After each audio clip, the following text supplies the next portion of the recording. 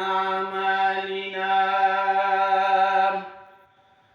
من يهد الله فلا مضل له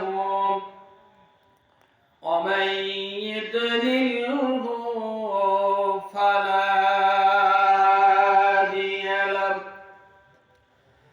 ونشهد أن لا إله إلا الله لا شريك له وأشهد أن سيدنا وسندنا وحبيبنا ومولانا محمدا عبده ورسوله الذي أرسله بالحق بشيرا ونذيرا وداعيا إلى الله بإذنه وسراجا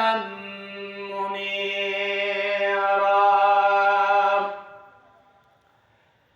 فقد قال الله تعالى في كلامه المجيد والفرقانه الحميد সকলে করুন আউযু বিল্লাহি মিনাশ শাইতানির রাজীম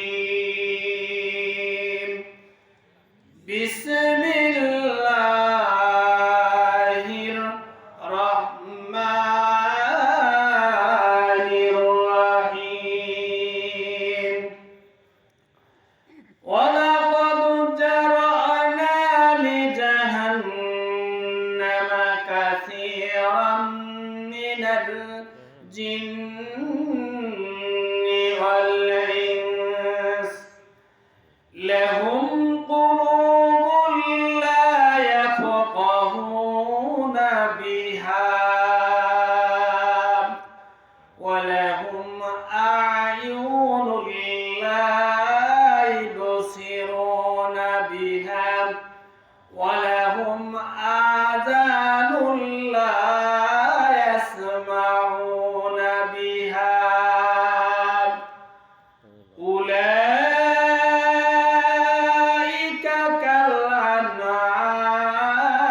كالأنعام بل هم أضل أولئك هم الغافلون وقال رسول الله صلى الله عليه وسلم لا يؤمن أحدكم حتى أكون أحب إليه وولده والناس أجمعين وقال الله تعالى إن الله وملائكته يصلون على النبي يا أيها الذين آمنوا صلوا عليه وسلموا تسليما اللهم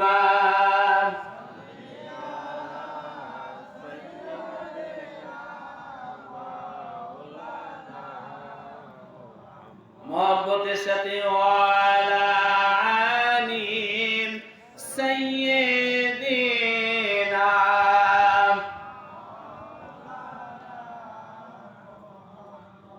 মশরিকে হব্বে মুহাম্মদ متلين وانمان متلئ كرسي دسي كشف سينا سو جانما اللهم صل على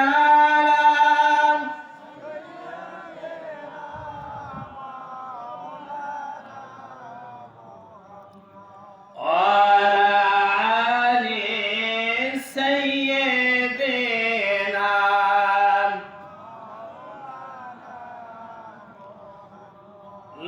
لا إله إلا الله لا إله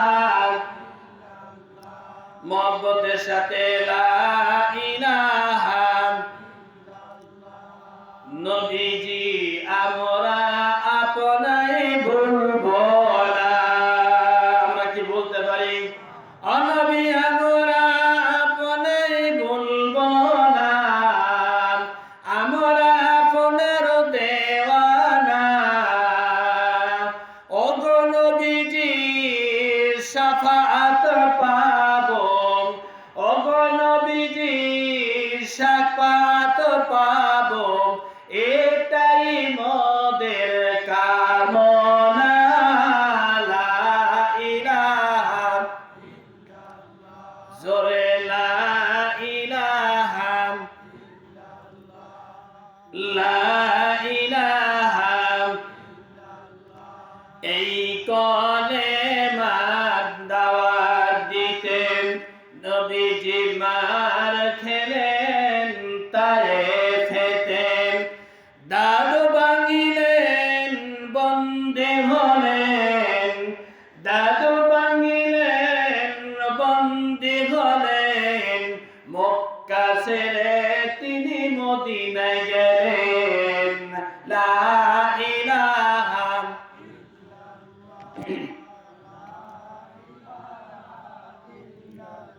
লা ইলাহা ইল্লাল্লাহু মুহাম্মাদুর রাসূলুল্লাহ সাল্লাল্লাহু আলাইহি ওয়াসাল্লাম।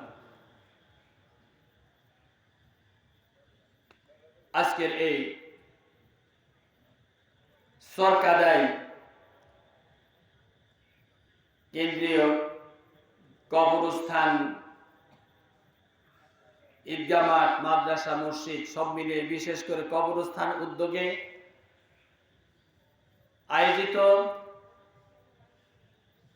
উক্ত মাহফিলের সম্মানিত সভাপতি, অত্র এলাকার শ্রদ্ধাভাজন ব্যক্তিত্ব, সকলের শ্রদ্ধাভাজন আমাদের মাথার মুকুট, আলেম দ্বীন, নায়েবে রাসূল জনাব হযরত মাওলানা রুকনুজ্জামান সাহেব, আল্লাহ তাবারক তাআলা তার হায়াত এবং আমলের মধ্যে বরকত দান করুন, বলুন আমিন। আল্লাহ তাবারক তাআলা তাকে দুনিয়া এবং আখিরাতের সর্বোচ্চ সম্মানিত হিসাবে কবুল করুন, বলুন আমিন। আরো উপস্থিত যারা এই ইসলামের উজ্জ্বল নক্ষত্র, ঈমান ও ইমারতের অতন্ত প্রহরী,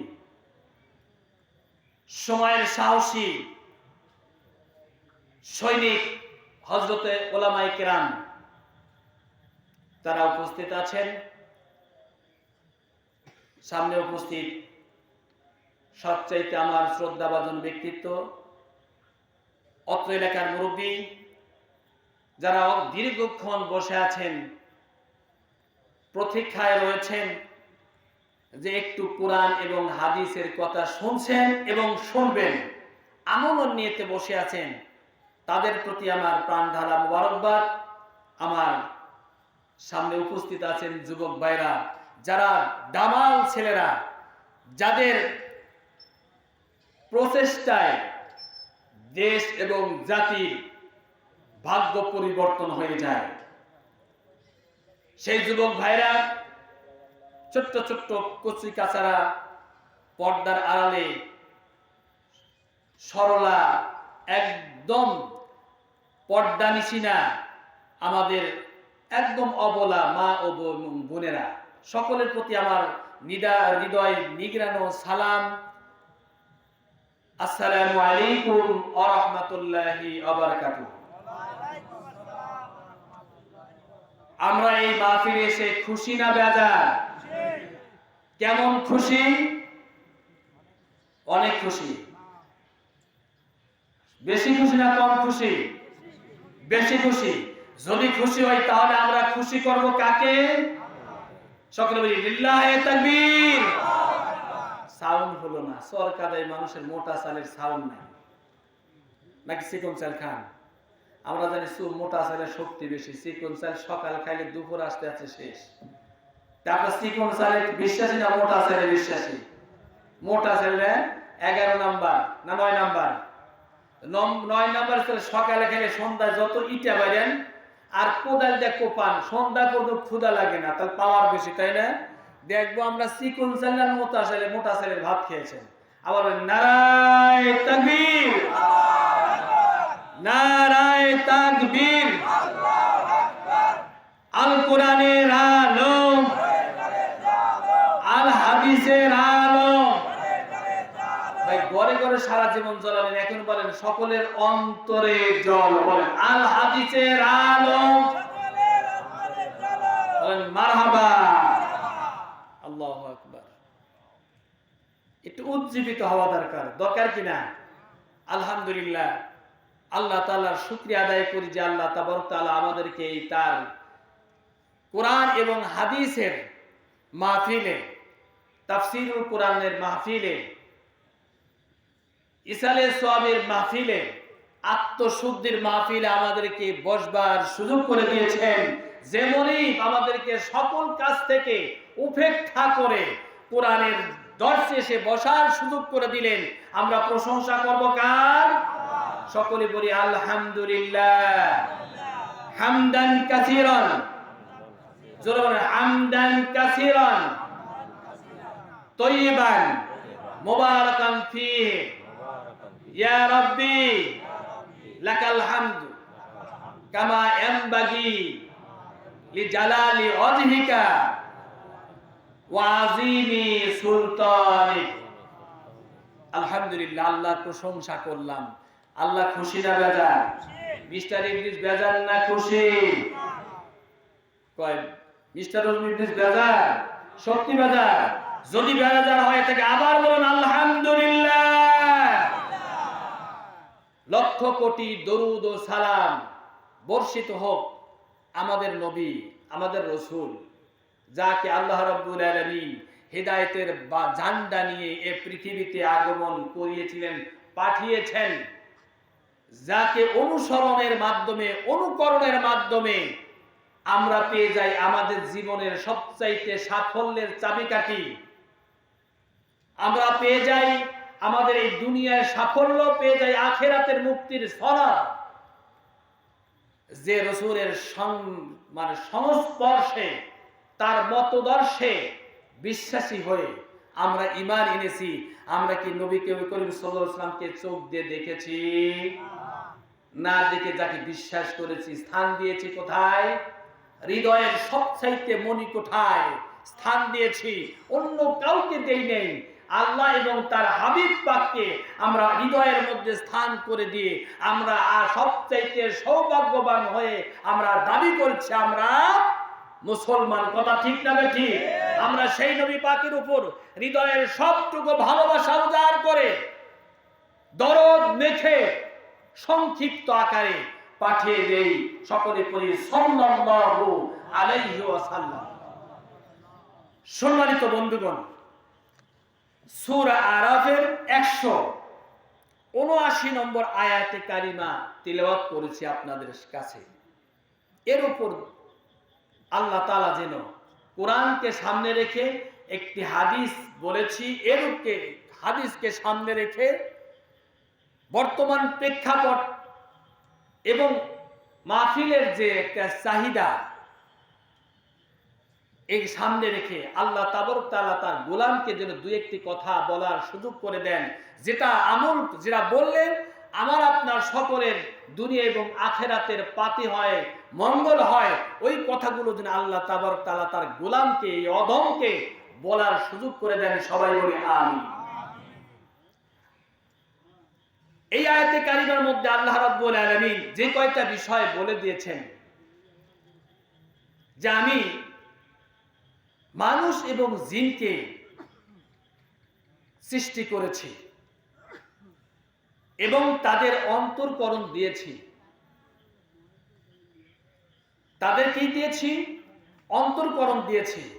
আর এই অন্তরকরণ, তাই জিন এবং মানুষকে আমি কোথায়, যাদের অন্তরকরণ দিয়েছি, দৃষ্টি শক্তি দিয়েছি এবং বিবেক শক্তি দিয়েছি, কর্ণ শক্তি দিয়েছি, এরপরে যারা বোঝে না আমি তাদেরকে কোথায় দেব? জাহান্নামে। কোথায় দেব? আল্লাহ রাব্বুল আলামিন বলেন, ওয়ালাকাদ জারানা লিজাহান্নামা কাসীরাম মিনাল জিন্নি ওয়াল ইনস। আল্লাহ রাব্বুল আলামিন জাহান্নামে জিন এবং ইনসানের কিছু অংশ সেখানে দিবেন। কাদেরকে দেওয়া হবে? আল্লাহ রাব্বুল আলামিন এই কথাটাই কোরআনের এই আয়াতের মধ্যে অন্য অন্য জায়গায়ও বলেছেন, কিন্তু এখানে বলার মধ্যে একটু কম বেশি আছে। লাহু, তাদেরকে দিলাম অন্তরকরণ, লাহুম কুলুবুল লা ইয়াফকাহুনা বিহা। বলুন আল্লাহু আকবার।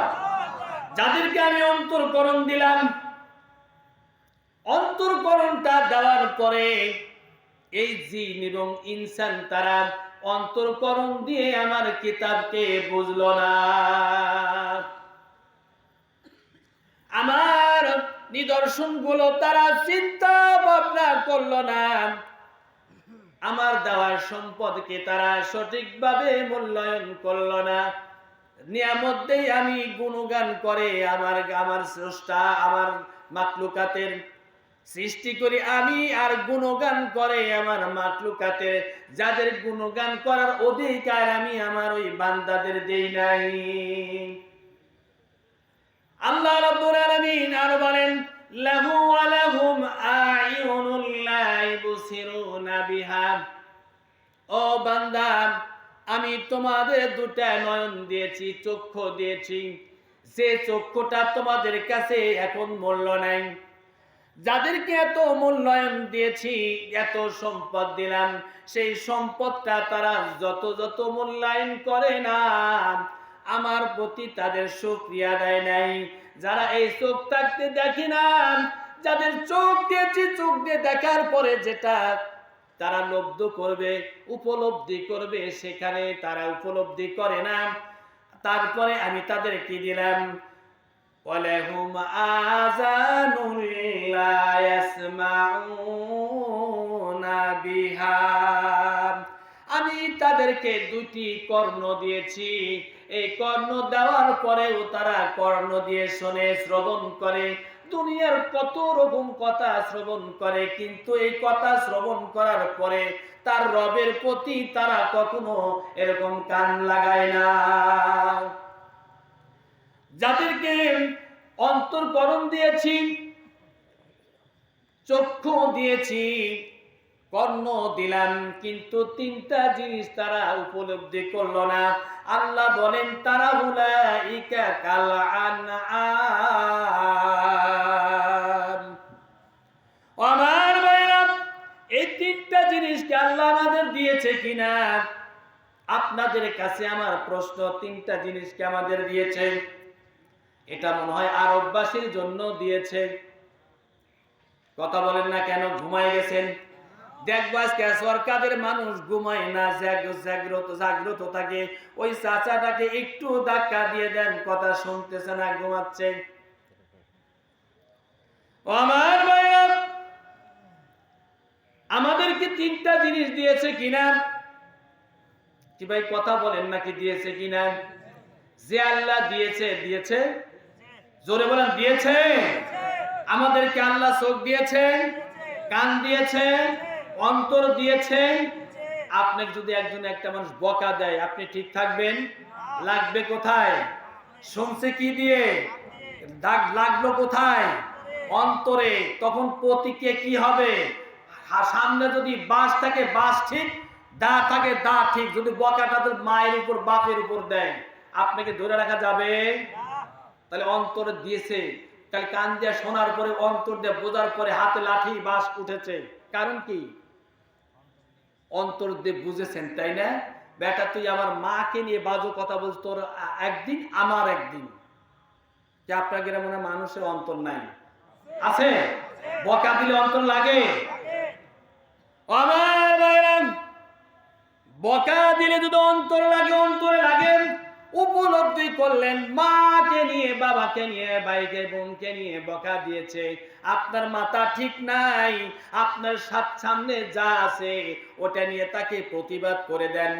আমার আল্লাহ তাবারক তাআলা আপনার কাছে কোরআন দিল, বিশ্ব নবীর মতো একজন পথ প্রদর্শক দিলেন, কোরআনের মতো সংবিধান দিলেন, বিশ্ব নবীর মতো পথ প্রদর্শক দিলেন, এবং সেটাকে সদ্ব্যবহার করার জন্য যুগে যুগে আল্লাহ উলুল আমর দান করেছেন। আমরা সেই কোরআন এবং হাদিসের কথা শুনি, শোনার পরেও জাহান্নামের কথা শুনি, জান্নাতের কথাও শুনি, দোজখের কথা শুনি, কবরস্থানের কথাও শুনি। এখানে কবর এসে মাকে দেই, বাবাকে দেই, ভাইকে দেই, আপনজনকে দেই, প্রতিবেশীকে দেই, আত্মীয় স্বজনকে দেই, কিন্তু আমাদের অন্তরের মধ্যে কেন ধাক্কা লাগলো না? আমাকেও এই কবরের মধ্যে আসতে হবে। ও আমার ভাইরা, আমরা শুধু বলতে জানি, মানতে আমাদের কে বাধা দিল? আমাদের কে ঠেকায় রাখছে?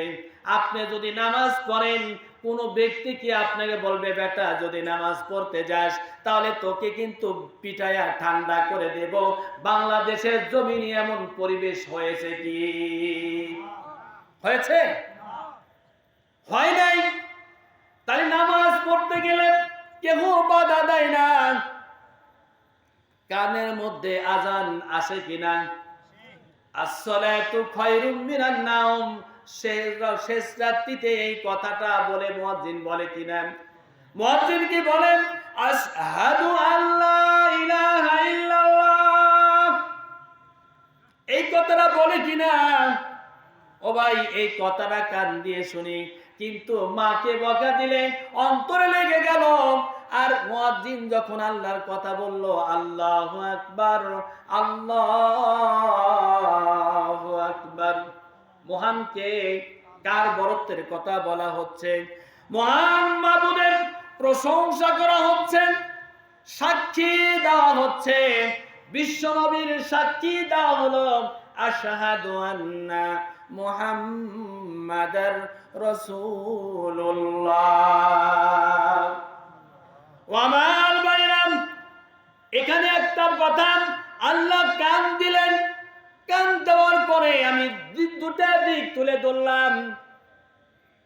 একটা কথা হলো মুয়াজ্জিনের আজানের কথা, আর একটা হলো মাকে বকা দিয়েছে, দুটি কথা। দুটো কথা চোখ দিয়ে শুনি না, কান দিয়ে শুনি। দুটি কথাই শুনলাম, একটার প্রতিক্রিয়া হলো, আর একটা প্রতিক্রিয়া কেন হলো না? যাদের প্রতিক্রিয়া হলো না, যাদের মধ্যে এরকম আসলো না, তাদের মধ্যে এরকম সকালের আজান শোনার পরে ঘুম ভাঙলো না, জোহরের আজান শোনার পরেও যখন কাজটাকে বাদ দিলাম না, আসরের আজান পড়ার পরেও যখন সকল কাজ থেকে মসজিদে গেলাম না, আল্লাহ বলে বান্দাকে, বান্দারে তোকে মুয়াজ্জিন ডাক দেয়, তুই শুনিস না? খুতবা থেকে, মসজিদে থেকে এরকম খুতবায় কোরআন পড়া হয়, হাদিসের উপদেশ দেওয়া হয়, কোরআনের উপদেশ দেওয়া হয়। বান্দা কোরআনের কথা শুনিস, কিন্তু তোর মধ্যে কেনই বা তোমার মধ্যে এরকম রেসপন্স হয় না, তোমার মধ্যে প্রতিফলন ঘটে না? কারণ হচ্ছে তোমার ঈমানটা এতই দুর্বল হয়ে গেছে। তোমার মধ্যে ঈমান আছে না নাই তুমি নিজেকে বলে দাও। আল্লাহ তাবারক তাআলা বলেন, বান্দা যখন তোমার মধ্যে এই বিষয়টা যখন হবে না,